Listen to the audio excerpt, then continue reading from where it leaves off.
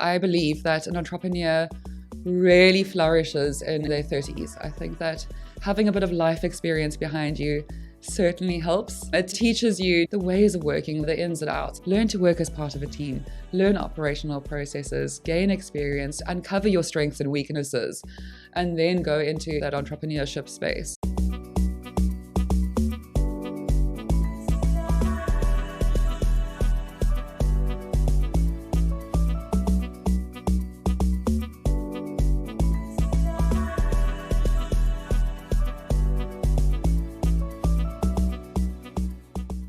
Jessica, why do you do what you do? I am extremely passionate about creating careers for youth. I think from my side, I started a career in corporate, and coming through those ranks and joining that role, it was a fantastic career opportunity for me. But my organization in Cape Town actually closed down, and they were moving overseas. And I opted to move overseas as a part of that transition and being a part of the change. And it was a great experience for me.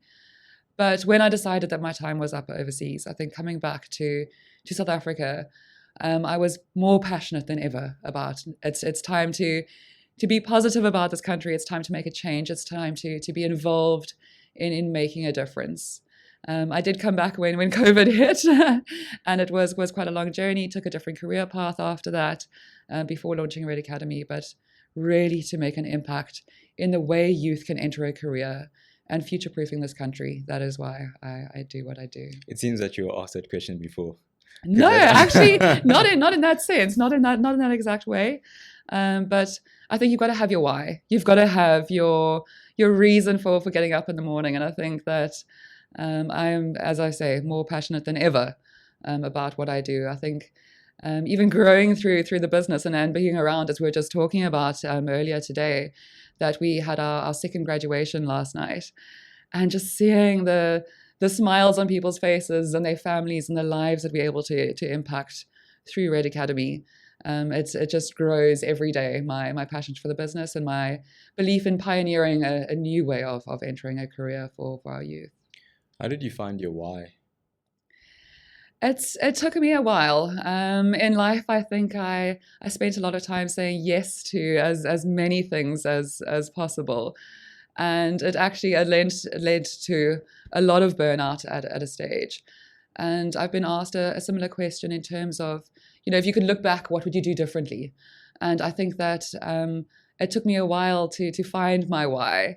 And what I would do if I could do it differently, and my why in itself now is about making that impact. And growing in rank and responsibility was always important for me, doing as much as I can, being involved, making, whether it be as much of a difference in a business sense or in a personal sense, and now in an economic sense, for South Africa and the future. But it took a while to find that why, but refining it into what I'm truly passionate about.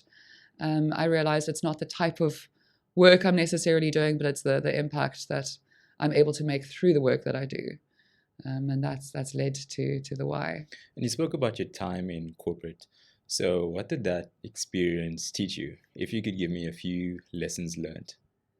I learned a lot through corporate. I must say that I believe that an entrepreneur really flourishes in their 30s. I think that having a bit of life experience behind you certainly helps. It teaches you just the ways of working, the ins and outs. I mean, it's something that we do at RedAcademy as well, about bringing people into the live working environment. Learn to work as part of a team, learn operational processes, gain experience, uncover your strengths and weaknesses, and then go into that entrepreneurship space. So I think my time in corporate taught me a lot of those things. I was very fortunate to be exposed to a number of different teams, a number of different areas, being able to lead large numbers in a team, and then launch teams internationally from there, then coming back and sort of pivoting slightly. It gave me all of this experience, exposure, and belief in my skill sets. I suppose it's more than belief, because you've sort of proven it over time. But I think a lot of the mistakes that you have the freedom of making in corporate do set you up for a better chance of success, or a better chance of better decision making in entrepreneurship. And how did you cultivate that belief within yourself that you can lead teams, that you can do big things? Where did that come from? It's actually a conversation I have with people quite often. It's something I'm interested in uncovering, is where does leadership, where does growth, where does that pride and that passion come from? I mean, pride is something that we find so important in the academy. And I don't mean pride in a sense of arrogance. I don't think that those two must ever be associated with one another. Pride is that you expect the best of yourself. You know what you're capable of, and you don't stop until you uncover that and you deliver that. Everything that you do, whether it be the way that you pitch up to a meeting or to work on a daily basis or interact with other people, to do it with pride. And I think that pushes you forward to uncover your skill sets and to continually grow. And part of that was maybe these that I have, sort of uncovered in myself. I'm still growing every day. I'm still learning. I'm by no means at the end of my journey whatsoever. I don't think that there's any point that you can say that you've made it. You never reach utopia. Pride and, sort of uncovering skill sets is always looking to be that little bit better. Always looking for uncovering more and growing on your experiences and your skill sets that you do have. On the negative side of the pride scale, how detrimental is that? I think that to be honest, I wouldn't associate them. I'd almost put them as polars rather than, sort of an extreme and a lack thereof. I think that arrogance potentially comes from a place of sort of saying your capabilities or your expectations for the future without basing it on having worked hard for them, without having been accountable for your actions before. So I don't think that arrogance is necessarily founded on much. Whereas I think that pride is. I think that if I look to my students, maybe to change it slightly, my students who come into the program, they talk about some of them have gone back to Matric to redo some of the Matric subjects because they believe that they can get a better job. They're showing pride in the ability of acknowledging that maybe I didn't do the best that I could, but I believe in myself and I back myself, and they come back with a better, results, and they take pride in that. And that's founded on something. And now they're looking to grow it further. And I think that's what pride is to me. Yeah, that's powerful, especially that ownership and taking responsibility for one's life. I think also what I learned about the negative side of it is that you can get stuck in your own world and think that you can't ask for help, or you have to do it alone, or there's no one else that can help you. Have you noticed any challenges when it comes to, not being able to ask for help, being vulnerable and being like, I actually do need help, especially as a leader in business? I must say I love learning from others. I find that you can learn through every experience you have in life, and it's something that I actively seek, is looking for input from others, even if it's not personal guidance that I need. It's understanding your experiences, understanding what you've maybe come across in life, and it can be in any area. It doesn't have to be in business necessarily, but just somebody's approach to something. If somebody struggled with something that they've come across, or you have yourself, the way that you got through it, and to look back on it and reflect on it and grow from it, is incredibly important in your career. But if you can learn that from somebody else and you don't have to make that same mistake, why not? So it's not just guidance. It's not just saying I need help. It's almost saying I don't even know that I need help yet, but let me hear from you. Let me grow, utilizing a number of experiences and skills and views and visions that other people have. And you don't have to take them all on as your own. You could sometimes say, oh, I like what you're saying there, but actually it's not for me. But I find that engaging with as many people as possible and having as many conversations as you can is always a learning opportunity. There's always something you can get out of it. So I don't know whether it's vulnerability, but it is certainly something that I do think leads to a lot of growth and a lot of ability to then also identify when you do need to lean on somebody. Who is it I'm going to lean on? Do I need to go back to them and sort of explore something further, or do I reflect on a story that they may have told me and use that and grow from that? What I'm also hearing from that is just this willingness to be open, to learn, to grow, and not think that your way is the best way. I think that's also what I'm getting from you.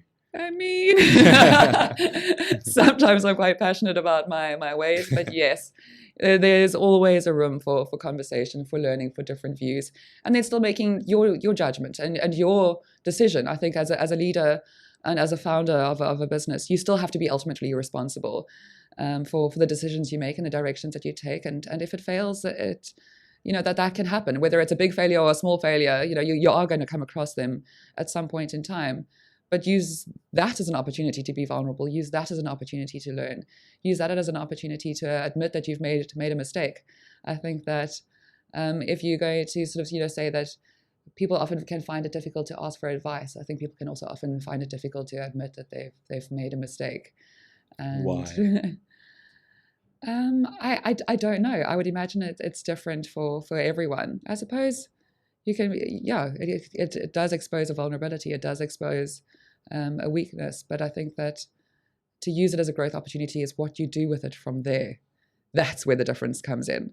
It's not having made the failure itself. It's how you deal with it, how you grow from it, how you learn from it. That is exceptionally important. Definitely. I think that's also the perception switch that needs to go on in your mind, and not viewed as, oh, this is me, I am a failure, but instead, how can I learn from this? How can I grow from this? That's also what I'm hearing from what you're saying. No, I completely agree. And in corporate, was there seeds planted for you to eventually run your own business, or how did that transition happen?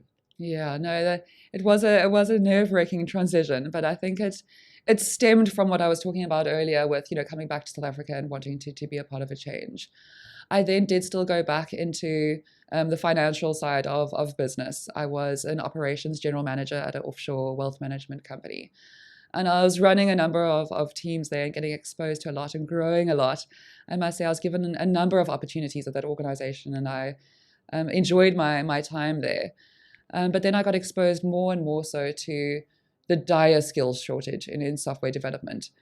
And if you look at South Africa, we've got a 60.7 youth unemployment rate at the moment, but we're offshoring 69% of our software development. There's said to be 66,000 vacancies in the ICT sector if we had to onshore this work. And to me, that just represents a tremendous gap in the way we could be, sort of supporting youth and future-proofing our country and really, really making an impact. So when this idea sort of, came about of how do we fast-track people into careers? How do we make sure that we don't just train for training's sake, that we actually train with the end in mind? We train for a career. We train with this career path that somebody can take. It's not just about the program. It's the career sprint, as we call it, and getting people into that. And then it's grown a lot from there. I think I learned, a lot. I went out on a limb. It was way more nerve-wracking than what I think I had actually admitted to myself up front, leaving the corporate sort of security and going into founding a business and starting a business and having others believe in it and back it. And being able to sort of sell it when nobody else yet knew. There was no proof of this concept. Pioneering a new way of entering a career was difficult. It was challenging. It had its tough times in just showing and believing that the way the training has been done has been broken to an extent. I think that people have been focusing on the metric of the numbers that you are training. You'll see headlines everywhere training thousands of candidates, but into what? Into what impact? Where are they now? How do we have a 60% unemployment rate if we're training these kind of numbers? And then it's having that belief, but going all the way back to the beginning, I think it's having built those skill sets over 10 years in corporate, getting those sort of foundational levels, but then identifying a gap in the market and absolutely running with it. So after seeing this problem and knowing how big it is, what steps did you take to actually then start RedAcademy? It was partnering up front. I think uncovering the need and finding others who believed in it and backed in it. And that's where our partnership with Red Panda Software and our first client, the Lewis Group, came into play. They were struggling so much to find a pipeline of talent that could actually hit the ground running, that could come into their business, be a part of the change. That they actually sort of supported our first intake that we had, and the sort of founding of the business, the financing for that first round. And that really set us up for success. I had to sort of do everything from the beginning in terms of our CETA accreditation, the sort of the formal qualification side of things, starting up the social platform, recruiting candidates, setting up our recruitment methodology, which now is tremendous. We've refined it over the time in our various cohorts that we've had to identify exactly who our talented people are. But yes, having a partner up front, having somebody that believes in your concept, it's not just yourself and on your own. I think that was the biggest sort of, game changer for me before deciding now's the time to pull the trigger. Okay, and before we get into the recruitment process, could you walk us through essentially what RedAcademy is in terms of products and service offerings? Brilliant. RedAcademy is a software development talent pipeline, but we do it differently. We are demand-led training. And what I mean by that is that we partner with clients up front, clients who need a pipeline of junior software developers entering their team, software developers that know their tech stack, know their operational processes, have the values that the organization is looking for. So really work-ready talent. And the way in which we do that is by operating inside the client's premises for our 1-year program. The first 6 months is weighted towards theory, and the second 6 months is weighted towards live client projects. And this way we're able to take matriculants, people with no prior coding knowledge, and take them through the program in the 1-year career sprint, as we call it, training them inside the live environment. Our students come in on a daily basis into the working world. They come into the client's premises, supported by the RedAcademy leadership team. They operate inside the live environment. They work on our learning management system that we have, but it's always customized to exactly what their client needs. So we cut out the noise of, learning HR if you're going to become a software developer, or economics or something like that. You learn the exact tech stack that you need. But then the crucial element is that work readiness and that demand-led, as I say, that side of working on the client's live projects and getting them to grips with that real working world. So we support 6 months worth of work delivery into the client through the program, where they actually deliver real-world solutions to our clients. And I always say that training under the conditions you will ultimately face in your career is the biggest game changer. If you look at how it takes 3 to 6 months to onboard a junior into a team as a productive team member, RedAcademy takes care of that for our clients by sort of launching their careers, launching their development experience. And when they shift over into the client space, it is a rather seamless, process, because they've got to grips with that real world experience through their time in their academy. In terms of the students that come through, so what's that process for them to get accepted? And even before that, how do you find the students and then, onboard them? Yeah. From our side, we have a vast number of applications. And this is where our rigorous recruitment methodology comes into play, because we're taking matriculants. I'm very passionate about giving the opportunity to youth who haven't otherwise had it. So it's not, sort of a post-varsity work integrated learning environment. It's really taking those that have the passion, that have the attitude, that have the aptitude to really succeed in software development, and uncovering that talent and taking them through the program. So we go to schools, we launch programs at schools just to make them aware of software development actually being a viable career.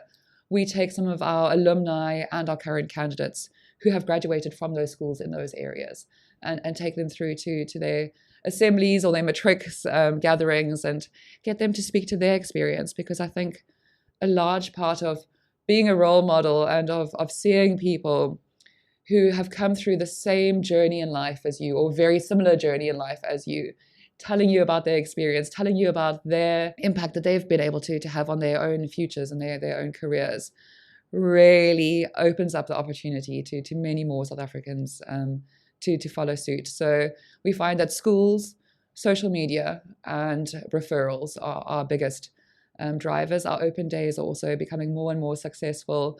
A lot of parents want to come and see, what is it that my child's going to be involved in post-school, or like, what is this new way of learning that you are pioneering? Yeah, I haven't heard of this. I've heard of varsity. I've heard of these things, but I haven't heard of this sort of demand-led training into a potential role at the end. So a lot of parents do come through to that as well. But our recruitment process then takes candidates through from an online application through to a video. In the video, we uncover their their passion for software, because this is a career that we're training for. It's not just a learnership. It's not just a one-year program. It's why do you want to do software development? Why do you want to be a part of this sort of journey?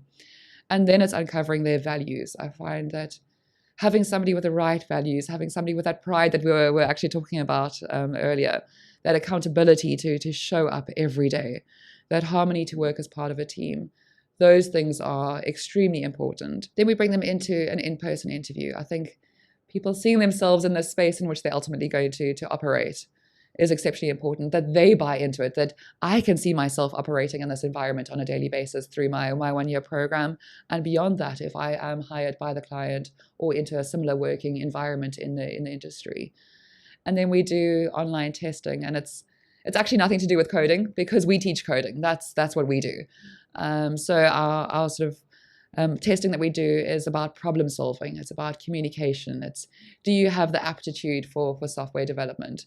And that's because we want to set up every one of our sprinters or our candidates for success. I want to bring you into the program if you have what it takes to be successful, because I really believe that we've got to train for a career. We've got to train to make a difference in this country and this economy. And the way of doing that is to set people up for success. You also mentioned that you go into public schools and these areas that are disadvantaged areas. What challenges do they face besides the lack of skills part? I think it's exposure. There maybe is a number of things, but one of them up front is exposure to what is software development. And the corporate, well, I don't know whether you can call software a corporate world. I mean, it's a very relaxed environment a lot of the time. But working in business and having a career that you can grow exponentially in your first few years isn't something that people have necessarily even considered. It's not something that maybe their community sort of examples that they have in their community have done previously. So it's opening up and unlocking this next level that our youth can become a part of, that there is real need in the market for these roles and for these skills. So it's exposing them to that where maybe they wouldn't otherwise have. It's having a mentor. We find that our candidates who have a community mentor that's maybe told them about the program or supported them in their application phase, that works exceptionally well. So that is a bit of a barrier as well. We need more mentors in the community, and it is something that we also quite passionate about. But then when joining the program, it's also the finances. And that's why at RedAcademy, we do pay a stipend throughout the program. It's to make sure that you can come to the office on a daily basis, that you can provide through your year's training. That I don't think that they are. I mean, it's evident. If you look at South Africa, only 4 out of every 100 schoolgoers finish university, and that just shows 4%. Yeah, 4%. 4% of schoolgoers finish university. And how many of that is in software? And when you've got 66,000 vacancies currently in South Africa alone in software development, of which 48,000 are geared towards the youth. University isn't the path in which to enter software development. It isn't sustainable. It isn't sustainable for the businesses to be looking to university alone as a career path, work, way into recruit their candidates, to launch their careers. So a new way needs to be uncovered. But if we look at South African youth, they don't have the finances to spend 4 years at university to then go look for a job without a network, without work experience, without the practical elements of it, and without having earned a stipend through the program. Okay, there are a lot of challenges. Yeah. One of them, as you mentioned, is the finance part. So how do these individuals, how do you get them to think about this as not just a job to earn an income, but that's something that they can really be making a difference in, and seeing this as one of their passions, something that they actually can be happy, fulfilled in, and also something that helps them support their families? Absolutely. I think from our side, it comes out through the recruitment process, where their passion is. And it's not something that we necessarily ignite. We can expose people to it, maybe people who haven't seen software as a potential career.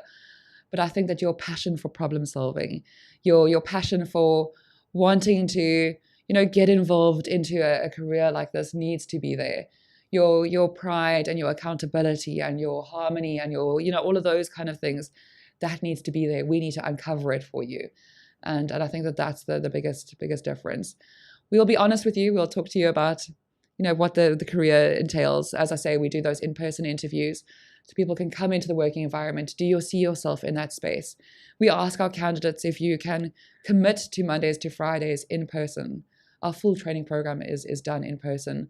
We've got dedicated lecturers who support them through the program. And we're able to then also see, are you perhaps, struggling with something? Can we see there's something going on in your life and it extends beyond just the training? We're able to support people through the program. But I think up front, you need to have that passion. You need to have that problem-solving mindset, and you need to have those values. What other support do you provide them with besides the actual coursework and upskilling in programming? From our side, a lot of the program is focused on mentorship. If you're going to be successful in your career and enter the working world as a 19-year-old, I mean, you were in Matric last year. I mean, like yesterday at our graduation, I think, we're talking to it about how much people's lives have changed through a one-year program. But a lot of it is about mentorship. So we have financial experts that come into it. We have architects who are the leaders in their field in the country, who come in and mentor the candidates and speak to them about their journeys, but they also learn from them when it comes to the live client projects and getting that input. We have CEOs and directors who come in and talk to candidates about their career paths. And I think just being a part of the working environment also exposes candidates to a lot, to learn by seeing what others are doing. So that is the support. It's not just the technical skill sets. I think that education and training need to take a hard lens on soft skills and what it is that it means to show up every day, what it means to dress appropriately, sort of integrate into the working environment, from greeting a reception on a daily basis to coming into a meeting on time, to delivering to your clients, to having one-on-ones with your manager. All of those elements, I think that sets you up for success in your career. Technical skills can always be taught, but the soft skills are something that has to be lived and breathed. Yeah, that's quite impressive. Something that really sets you apart. And what I've also noticed is it leaves a lasting impression. It also says something about you as an individual if you're able to go the extra mile, greet the receptionist, whatever those small tasks that may seem insignificant is. Like teaching that, I think, is very impressive. The question I had was before versus after in terms of the individuals. What differences do you notice in them? Of course, besides from the upskilling part. Yeah.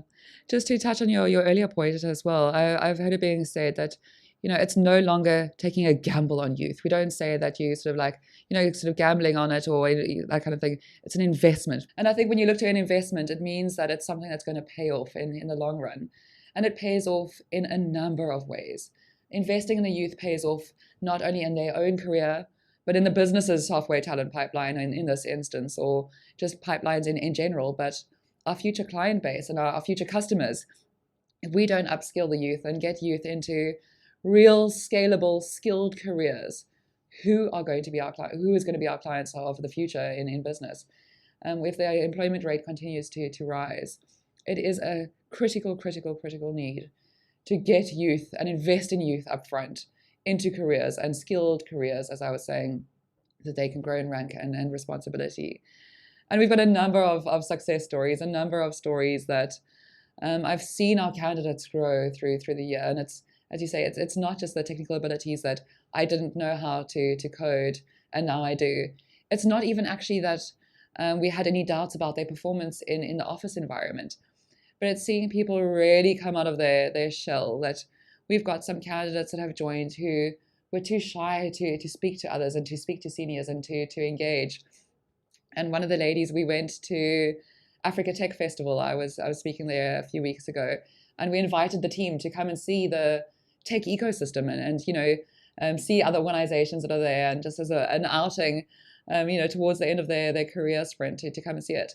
And she was going up asking businesses for their business cards, saying that she would like to interact with them. And I just think that courage to have those conversations and to go there and to put your name forward and to put your name out there. She believed in her own skill sets. She believed that I can talk to this person, I can go up to them, I can make an impact in their business potentially. Let me have a conversation and tell you about the skills that I have and understand more about your organization. And I think seeing that belief that, you go through hard times in the academy, and you go through hard times in life. There are times that it does get challenging, but to reflect on that and to know that and to grow from it, to continue to put yourself into uncomfortable conversations, or uncomfortable situations, and actually seek them, because it's a growth opportunity. I think it's fantastic. And maybe whilst we're talking about, just success stories of the academy and, incredible people. As I mentioned before, we've had 100% employment of our graduates, full-time employment. Our candidates last night went to 3 different organizations. So they've all managed to, enter into January next year with full-time employment.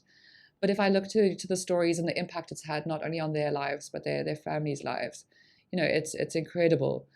We have Simbongile, who's one of our first intakes, and he started a YouTube channel now himself to really showcase to his community and to speak to the youth and show them what's possible.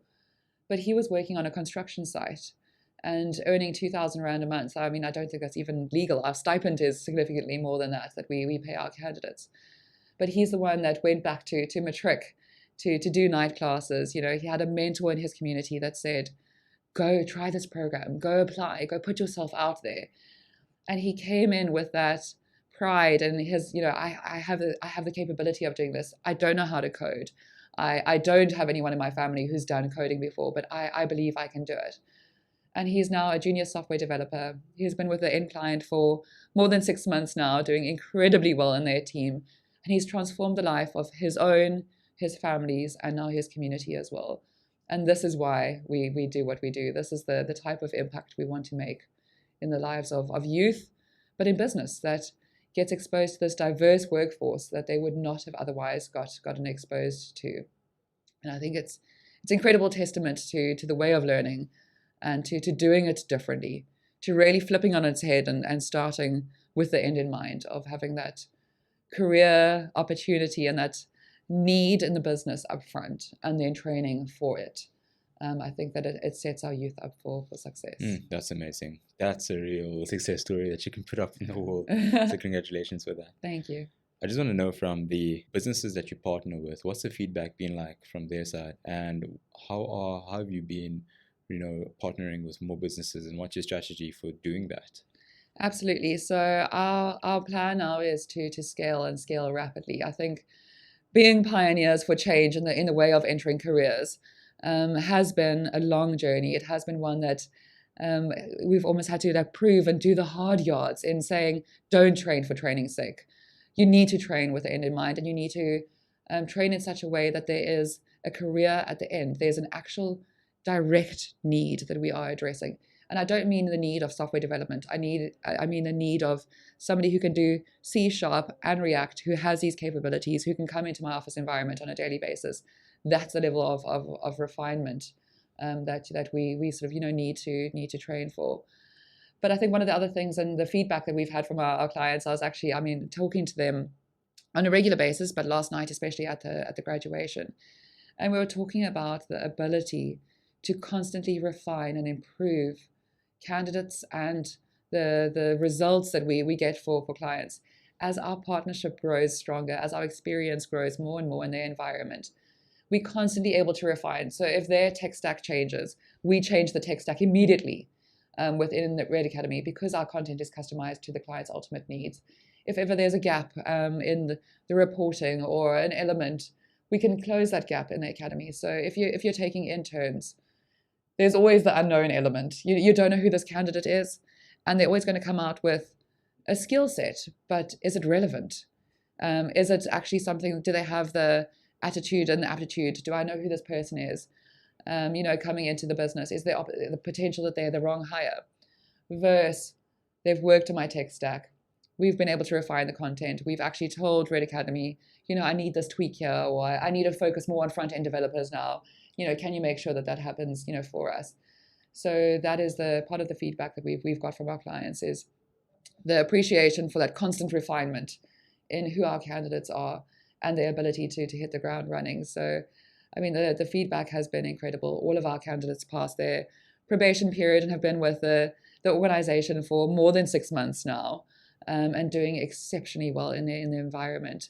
And they are obviously creating the way and the pathway for new candidates to enter. So the ability to scale our clients is incredible, because I think that has a knock-on impact on South Africa and the economy. Speaking of being adaptive, yes, AI. So how does this affect, with AI tools out there, no code app builders, how does this affect your coursework, firstly? And secondly, how do you remain relevant?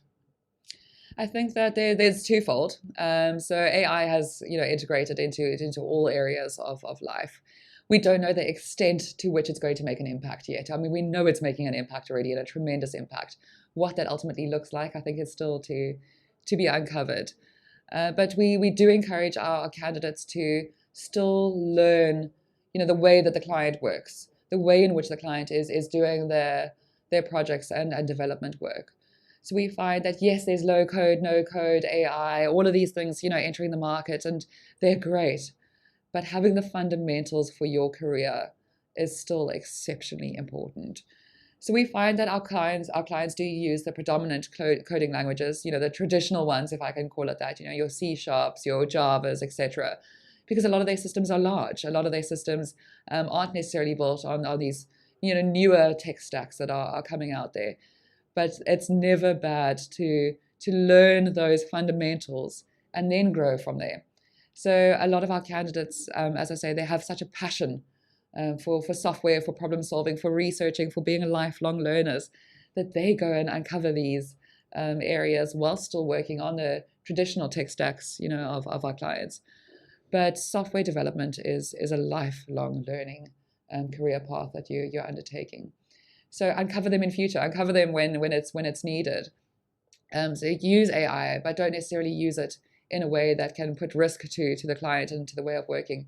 Get to grips with the fundamentals, learn how to use it appropriately, and then look to incorporate it into the work that you're doing. And if you do have businesses that want to partner with you who require some form of AI, either from a integrator point of view or, for example, we were speaking about gamified courses earlier, would that be something that RedAcademy be willing to incorporate into their coursework and essentially upskill learners on how to actually tackle those problems? Absolutely. So, from our side, we do spend 3 months upfront customizing our content to our clients' needs. So as we launch in a new client's environment, we train for exactly what it is that they need. So if their software development process and their internal processes include that, we will need to understand it and uncover it, and get to be sort of ability, or have the ability to train on it, which we absolutely can do through our customization, through understanding their business needs, and then we would incorporate it into the program. We are in the process of adapting to various needs of our clients, and one of those areas is data analytics, coming out as a big driver in the market, as a big area where there is a lack of skilled resources. And it is something that we are looking to incorporate from next year into our programs as a separate course offering for our candidates. So we've got a team member who's incredibly skilled in the space and looking to incorporate that. So as technology evolves, as it is rapidly, it is something that we adapt to do. And that's one of the benefits of training close to the source, of training inside the live environment, that as the live environment changes, so too does our coursework and our way of teaching candidates and readying them for their career. You spoke about scaling earlier on. What is your plan to scale, and what does it look like? Does it look like more trainers and facilitators? Does it look like, of course, more clients coming through on the other end? And then, of course, more pipeline. What is your plan? So scaling for us starts with the client. Being demand-led, knowing which roles there are at the moment in that client space. And we know that there are roles there. I mean, as I was mentioning earlier, with the 66,000 vacancies in the ICT sector, if we're just looking to make an impact in South Africa. So it starts with partnering with the client, starting with the end in mind. Where am I going to, be able to go as a candidate, go through the journey. Where is it that I'm going towards? Where am I heading towards? Is so important for us. So we are looking to partner with more clients and to replicate inside their live environment. Our training is hands-on. Our training is in person. Our training is readying candidates within 1 year from no coding experience into software developers. And that requires operating, as I say, on a customized level inside the client's environment, but starting with that end in mind, starting with that demand, and then training close to the source for our candidates. And your business model, could you walk us through that? Because I know that RedAcademy is a for-profit company, but you also mentioned the non-profit arm. So maybe if you could walk us through both of them. Perfect. So RedAcademy itself is a for-profit business. Our model works in the sense that we only charge for what we deliver. And I think that's quite different for a training organization. And by deliver, it's not a candidate delivery, it's actual software development work done in that second 6 months. Those live client projects that we complete, we charge the client for because it can be deployed into their business ultimately.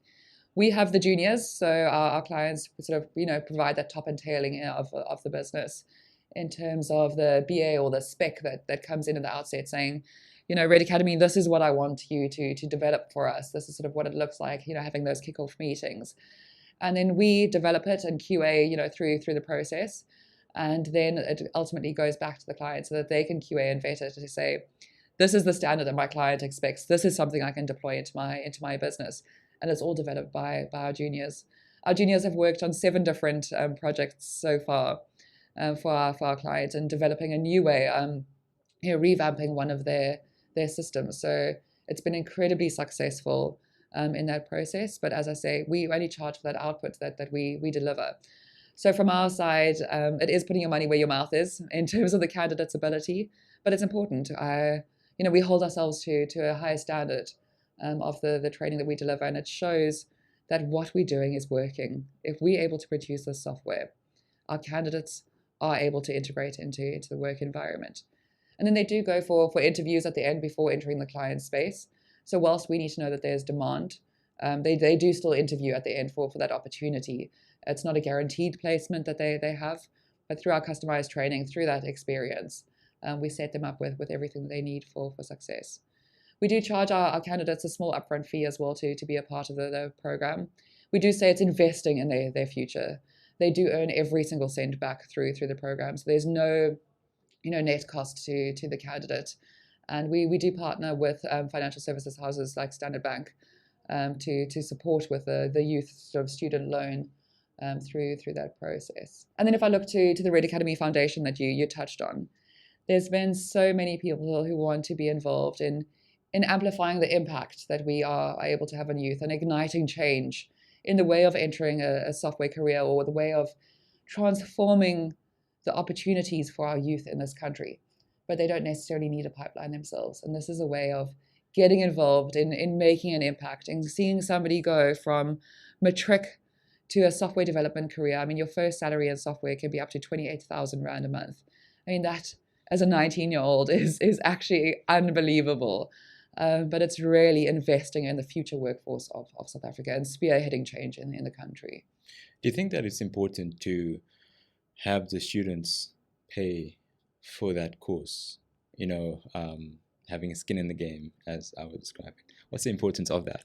I think you stole my words there. No, from our side, it's exactly that. It's investing in your career. And I think it is important, for the youth to have that skin in the game, to buy into it, but to then be supported, throughout the program with the stipend as well. So there is that support. We start with the end in mind. There is demand there. So if you are successful in going into your career, you'll absolutely be able to pay back the student loan. Partnering with Standard Bank, making sure that we've established that relationship, that they know what we're all about, and being able to support the students with their loan is also another way of doing it. But having some skin in the game is important, I think, in sort of buying into the vision, into the values, into your investment in yourself. Traditional universities, where do you see them being in the next, let's say, 10 to 15 years? It depends what you're studying. Okay. I think from my side, If you're a doctor or something like that, traditional university, I will wholeheartedly support. But when it comes to something like technology, that's changing at such a rapid pace, entering every facet of our daily lives. The demand for the skills and the timing in which South Africa and Africa needs it is too quick, but the rate of change in the actual coursework, university is not answering that question. We have to be honest with ourselves. If we look at the amount of work that we are offshoring at the moment, it shows that it has not worked. It has not set our youth up for success in the software development industry. And I think that needs to change.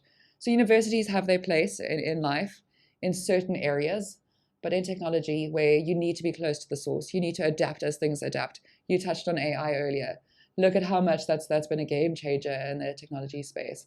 Look at the rate of demand in the sector. Look at the rate in which we need to make an impact in the youth of South Africa if we are to future-proof this country. It is evident that a new way of learning needs to be sort of uncovered. And I'm quite excited to see that it's happening. If we look to something like the Jobs Boost Fund that's recently launched, they are funding training organizations and training partners to the extent of 300 million, this fund that's been launched. But it is all outcomes based. 80% of their funding is going to actual employment at the end. That is when training organizations will unlock that funding support that they are promising. And I think that shows that whilst we've been pushing this agenda for a long time, it is extremely exciting for me to see that others are coming on board now. That organizations that are looking to support youth, looking to support training, looking to support change, are realizing it has to be based on outcomes and not on numbers. And I think it's exciting to see that happening. So the tide is changing. The shift is happening in South Africa and in Africa. And RedAcademy, where do you see RedAcademy being in the next 10 to 15 years? I'd love for RedAcademy and our career sprint to be synonymous with a way of entering a job, the way of entering a career. And I think that if that is the impact that it has, addressing that software demand in this country, if we can just bring those roles back onshore, I would be incredibly proud. If we can replicate into all large software development organizations, creating pipelines, changing the way in which recruitment happens at a junior level, sort of start with your skill sets that you need, start with that type of person that you're looking for, refine what that is, and then utilize organizations like RedAcademy who have spent a long time refining, who that person is, identifying, uncovering that talent, training that talent, and been successful in having them into organizations. If that is the way organizations funnel their initial skill sets, that is where I'd want to be, is replicated throughout the country, doing exactly that. If I had one wish that I could take into the next few months, it would be absolutely to amplify the impact that we are making. We have had 2 cohorts with 100% success rate.